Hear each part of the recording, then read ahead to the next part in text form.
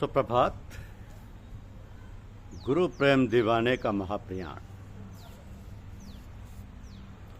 संसार में कुछ व्यक्ति देखने में सामान्य, स्वभाव से अनमने, बातचीत में अति भोले, हृदय से विशाल, व्यवहार में कठोर तपस्वी, कार्य में निपुण, भक्ति में अद्वितीय, निष्ठा में पूर्ण समर्पित होते हैं। उनके सानिध्य और संपर्क में बहुत समय तक रहने के पश्चात भी उनके हृदय की थाप आना दुस्तर होता है। ऐसे ही बिरले निष्ठावान भक्ति भाव से भरे हुए श्री भगवान सिंह थे। उनके जीवन पर दो पंक्तियां पूर्ण चरितार्थ होती हैं कि झंझा धरों का सरगम में संघर्ष चरण का पीतम है। श्रम ही जिनका आनंद बना, उनको न कहीं दुख का तम है। श्री भगवान सिंह के ऊपर साहब जी की प्रिय गजल बिल्कुल सटीक लगती है, जिसे पूज्य साहब जी अक्सर गाया करते हैं कि नाम लब पे तेरा दिल, याद दिल में तेरी, शक्ल आंखों में हो, दम निकलता रहे, जान जाए तो शाहिद कुछ गम नहीं, आरजू है यही तुम हमारे रहो। है मेरी आपसे रौनके जिंदगी, तुम मत बदलना, जमाना बदलता रहे। यह भगवान सिंह का सबसे संक्षिप्त जीवन परिचय उनके परिवार के सदस्यों के अनुसार यह है कि भगवान सिंह का जन्म 15 जनवरी 1935 ईस्वी को जनपद अलीगढ़, उत्तर प्रदेश के अकबरपुर नामक गांव में एक साधारण परिवार में हुआ था। आपके पिता का नाम श्री लक्ष्मण सिंह था। आप 5 भाइयों में सबसे छोटे थे। जिस समय आप 12 वर्ष के थे तो आपके पिताजी का देहांत हो गया। अपनी माता के साथ आप 2-2 महीने सभी भाइयों के यहाँ रहते थे। ऐसी परिस्थितियों में भी आपने अपनी शिक्षा जारी रखी और बीएससी प्रथम वर्ष में पढ़ते समय आप उत्तर प्रदेश में उपनिरीक्षक पद पर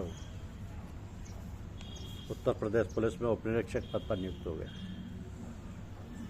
बाद में आपने लखनऊ विश्वविद्यालय से बीए विशेष योग्यता के साथ पास किया। 9 जुलाई 1961 में आपने शादी जहांगीराबाद, जनपद बुलंदशहर से कमला देवी के साथ हुई, जो एक साधारण परिवार से थी और मैट्रिक पास थी। एक कुशल गृहिणी में जो गुण होने चाहिए वो सभी गुण कमला देवी में विद्यमान थे। पति पत्नी में अपार प्रेम था। आपके 5 पुत्रियां और 1 पुत्र है, जो सभी उच्च शिक्षा प्राप्त हैं। बड़ी लड़की शुभ्रा जो MA BEd है, जिसके पति पंजाब पुलिस में DIG चंडीगढ़ है। दूसरी पुत्री शैली सिंह भी MA BEd है, जिसके पति state bank of India Ahmedabad में चीफ मैनेजर है। तीसरी पुत्री सुनीता सिंह BSc है, जिसके पति CPWD दिल्ली में सुपरिंटेंडेंट इंजीनियर है। चौथी पुत्री विनीता सिंह BA पास है, उसके पति रामपुर उत्तर प्रदेश में यूनियन बैंक के सीनियर मैनेजर है।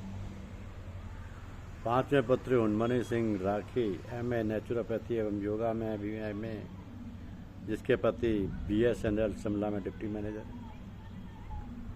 तो एकमात्र पुत्र श्री धैर्यपाल सिंह धीरज BA LLB हैं और फैजाबाद में डिप्टी कमांडेंट CRPF में है। इन सभी बच्चों का नामकरण संस्कार परम पूज्य साहब जी द्वारा ही हुआ। सन 1962 में आप किन्हीं कारणों से निलंबित कर दिए गए और समय आप इलाहाबाद में तैनात थे। पूज्य साहब जी ने उस समय इलाहाबाद में भी पूज्य साहब जी भी उस समय इलाहाबाद में ही थे। तो श्री जवाहरलाल शर्मा से आपने पूछा कि सत्य क्या है और असत्य क्या है। इस पर शर्मा जी ने आपको परम पूज्य साहब जी से मिलवाया।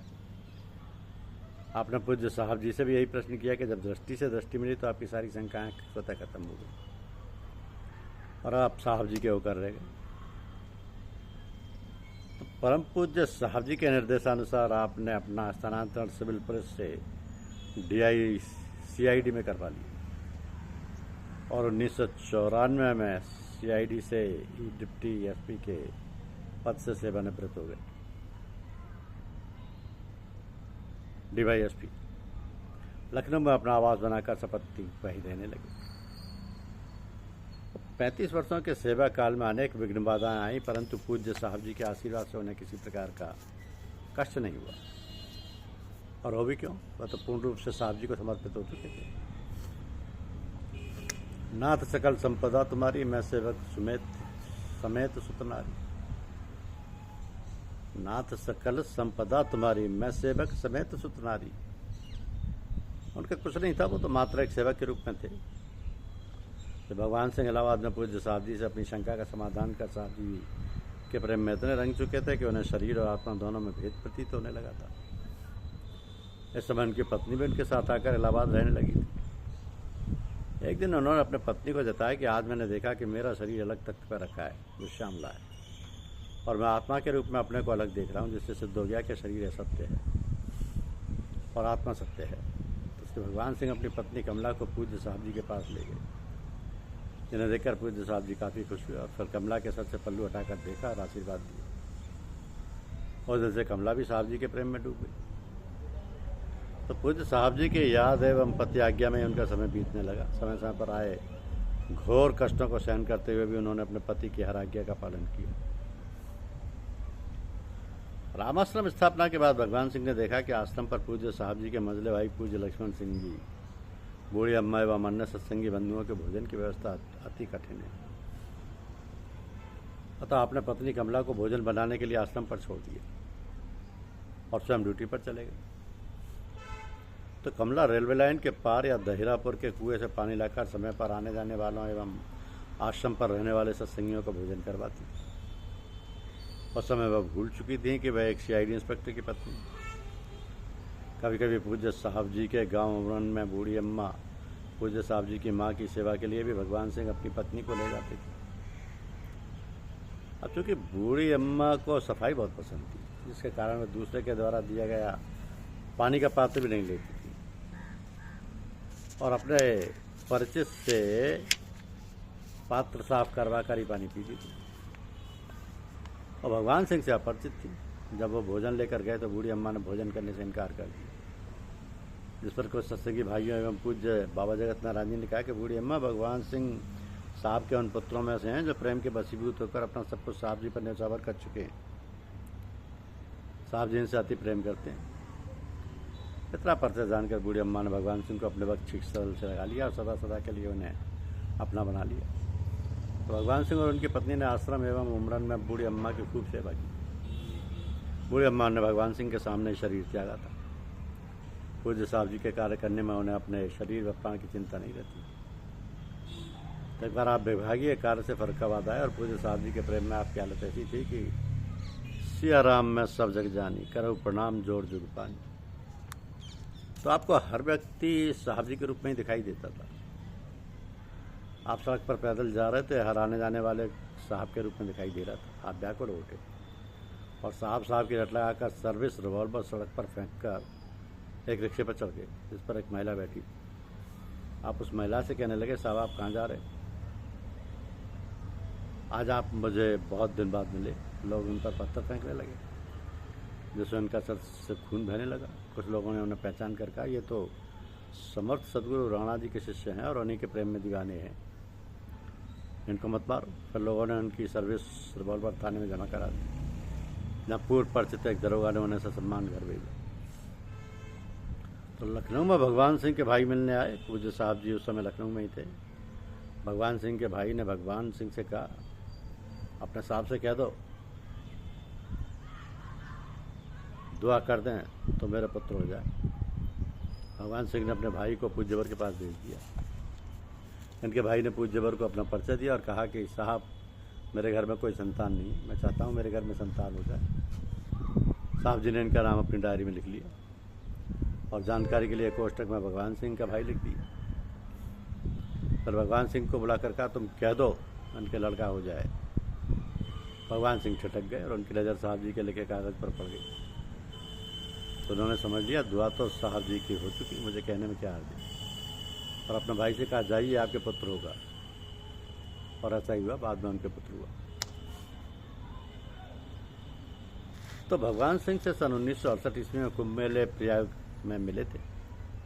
उनका कठोर परिश्रम, साहब जी के प्रति अटूट श्रद्धा, प्रेम भाव, सभी सत्संगी भाइयों के प्रति सेवा भाव, निष्कपट प्रेम देखकर मेरे हृदय पर उनके व्यक्तित्व की अमिट छाप पड़ी।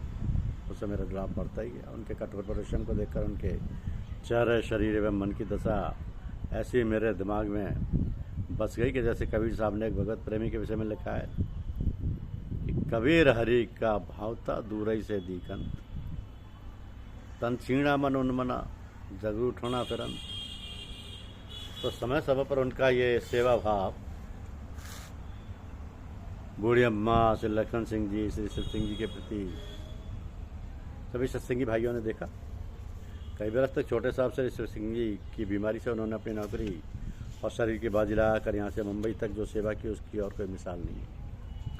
उनकी पत्नी श्री कमला देवी भी सेवा भाव में उनसे पूछे नहीं रही। अपने पति की इच्छा के अनुकूल उन्होंने पूरा जीवन परम पूज्य साहब जी के चरणों में समर्पित कर दिया। साहब जी के चरणों में समर्पित कर दिया।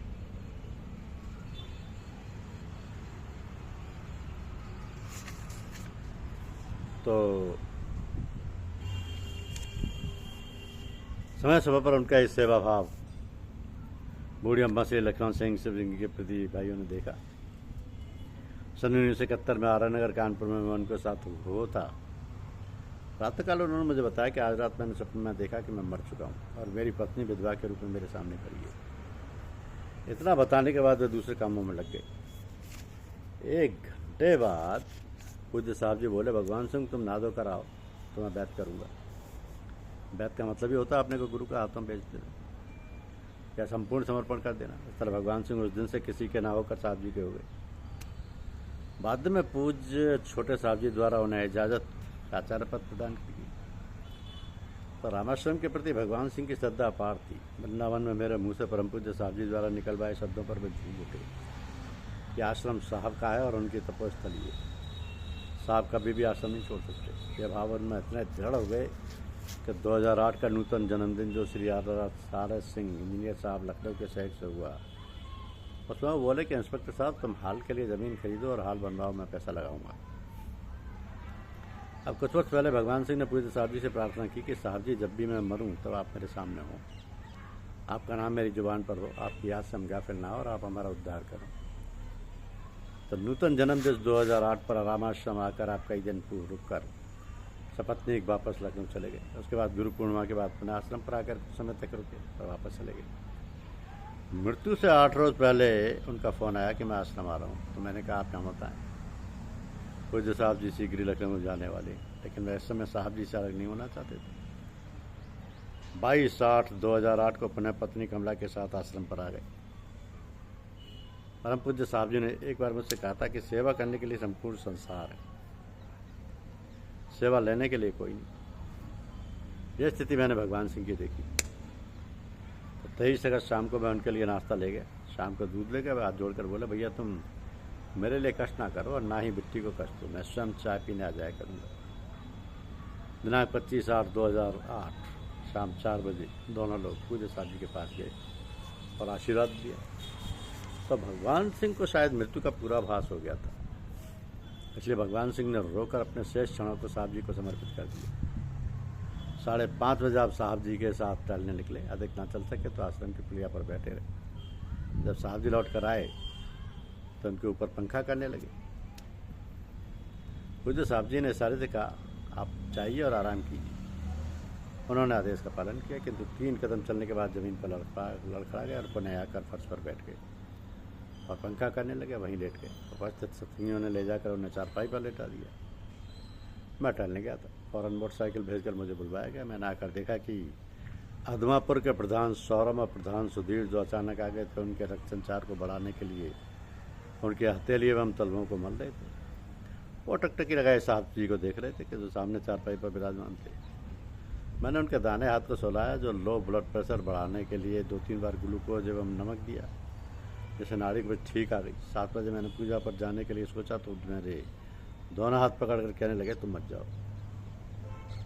उन्हें साहब जी की थोड़ी झलक देखने को मिल रही थी, लेकिन वैद्य जी, चाचा जी एवं चाची जी उन्हें देखने आए और इसी स्थान पर खड़े हो गए जहाँ से वह साहब जी को देख रहे थे। तो भगवान सिंह ने दोनों लोगों को प्रणाम किया और निवेदन किया कि आप लोग सामने से हट जाइए, मुझे साहब के दर्शन करने दो। उनके वह साहब जी के बीच जो भी आता था उसे वो तुरंत हटवा देते थे। पूज्य साहब जी से वह अपनी दृष्टि को एक पल को भी अलग नहीं होने देना चाहते थे।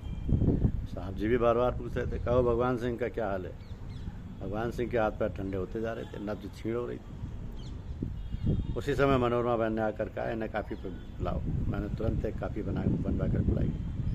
10 मिनट बाद मैंने दोबारा काफ़ी पीने के लिए कहा तो कहने लगे अब साहब जी से पूछो तो पिएंगे। तो जब साहब जी से पूछा तो उन्होंने कहा पिला दो। जब उन्हें काफ़ी दी गई तो पीने से मना कर दिया। कारण था कि काफ़ी पीने में बैठने पर साहब जी खंबे की ओट में पड़ जाते थे और उन्हें दिखाई नहीं देते थे। वो प्रतिपल उन्हें देखना ही चाहते थे। तो पूज्य साहब जी उस समय भजन गा रहे थे, करवरी जतन सखी साईं से मिलन की, साईं से मिलन की, सतगुरु से मिलन की, ऊंचे महल में अजब रंग बगिया, साईं की सेज वहाँ लागी है फूलन की, करवरी जतन सखी साईं से मिलन की। ये भजन गाकर साहब जी अपने कमरे में चले गए और बैठकर दुआ करने लगे। इधर भगवान सिंह ने मेरे हाथ को पकड़कर दबाते हुए कहना शुरू किया कि साहब के पास ले चलो, साहब के पास ले चलो, और मेरे भूले भटके गुनाहों को माफ़ करना। पर जोर से साहब साहब की आवाज़ लगाई। बुद्ध साहब जी ने किसी से कहलवाया कि बाबू सिंह से कहो वो दुआ करे। मैं प्रार्थना कर रहा था, वो साहब साहब कह रहे थे। उस समय उनकी पत्नी कमला ध्यान कक्ष में थी। तो जहाँ ध्यान चल रहा था मैं भगवान सिंह का हाथ छोड़कर कमला को बुला लाया। उन्होंने कमला को देखकर कहा, मेरी मृत्यु के बाद समस्त सत्संगी भाइयों को मेरे पैसे से भोज करवाना। उनकी मृत्यु के बाद साहब जी के आज्ञा अनुसार मैंने देश के सभी साधना केंद्रों को सूचित कर दिया था कि भगवान सिंह का शांति पाठ किया जाए एवं उन्हीं के पैसे का प्रसाद बांटा जाए। कमला ने साहब के कमरे में जाकर कहा, साहब जी इन्हें बचा लो। कमला जब वापस आई तब तक वो भगवान की सत्ता में विलीन हो चुके थे। साहब जी ने धीरे से सुकैन से कहा, वो तो शरीर छोड़ चुके हैं। इस प्रकार वह निम्न पंक्तियों को सार्थक कर बुजुर्गों के पास चले गए कि नाम लब पे तेरा याद, दिल में तेरी शक्ल, आंखों में हो दम निकलता रहे। इसी संदर्भ में मुझे कुंवरपाल शर्मा की वो बात याद आ गई जो उन्होंने एक बार कभी बताई थी कि उन्होंने कहा था कि मैंने एक बार बाबूजी पूज्य साहब जी के गुरुदेव से पूछा कि बुद्धिमान आदमी किसे कहते हैं। तो परम पूज्य बाबूजी बोले, जो अपना भार दूसरों को सौंप दे वही बुद्धिमान होता है। अब भगवान सिंह की जैसी मृत्यु प्राप्त हुई ऐसे मृत्यु बल्ले भगवत प्रेमियों को प्राप्त होती है। मैंने भगवान सिंह की मृत्यु के 15 दिन पहले एक सपना देखा था कि आश्रम में किसी व्यक्ति की मृत्यु हो गई और बड़े हर्षोल्लास के साथ ओम शांति का जाप चल रहा है। मैंने वहाँ पर उपस्थित पूज्यपाद बुजुर्गों एवं साहब जी के समक्ष उसी स्वप्नावस्था में कहा कि मेरी भी मृत्यु ऐसी होनी चाहिए। तो 1 महीने पहले एक महिला ने ध्यान में देखा कि जिस स्थान पर भगवान सिंह ने शरीर छोड़ा है उसी स्थान पर किसी महान व्यक्ति का शरीर छूटा है और उनके सामने काफ़ी भीड़ है। तो चचा जी महाराज आकर बोले, भीड़ हटाओ और इन्हें बाहर जाने दो। इतना कहकर उन्होंने हाथ उठाकर भीड़ को हटाया और उन्हें गेट के बाहर भेज दिया। तो भगवान सिंह की मृत्यु के बाद साहब जी ने भी आदेश दिया कि भीड़ हटाओ और उन्हें गेट के बाहर ले जाओ और हम लोग साहब की आज्ञा अनुसार पार्थिव शरीर को गेट के बाहर लाए। जब साधक स्थूल और सूक्ष्म से सूक्ष्म तक पूर्ण समर्पण अपने गुरुदेव को कर देता है तब उसका धैर्य नहीं होता है, चाहे शरीर हो या मन की कितनी आपत्तियाँ और विपत्तियों को झेलने का पड़े। ऐसे समर्पित साधक को बहुत समर्थ सदगुरु अपने ऊपर ले लेते हैं। इसका प्रत्यक्ष प्रमाण है कि भगवान सिंह को अपने जीवन काल में न अपनी चिंता थी न नौकरी की। इसका फल है कि वो नहीं रहे, लेकिन फिर उनका परिवार सभी तरह से सुख समृद्धि से भरपूर है। मेरे परम पूज्य गुरुदेव जी से प्रार्थना है कि श्री भगवान सिंह की परम पवित्र आत्मा परम शांति में होकर दिव्य लोकों को प्राप्त हो और उनके परिवार शांति और धैर्य के साथ प्रगति के पथ पर अग्रसर होता रहे। उनकी पत्नी कमला देवी धैर्यपूर्वक उनके द्वारा बताए गए कारणों को या उनकी इच्छा के साथ सत्संग और परिवार का कार्य देखिए। धन्यवाद।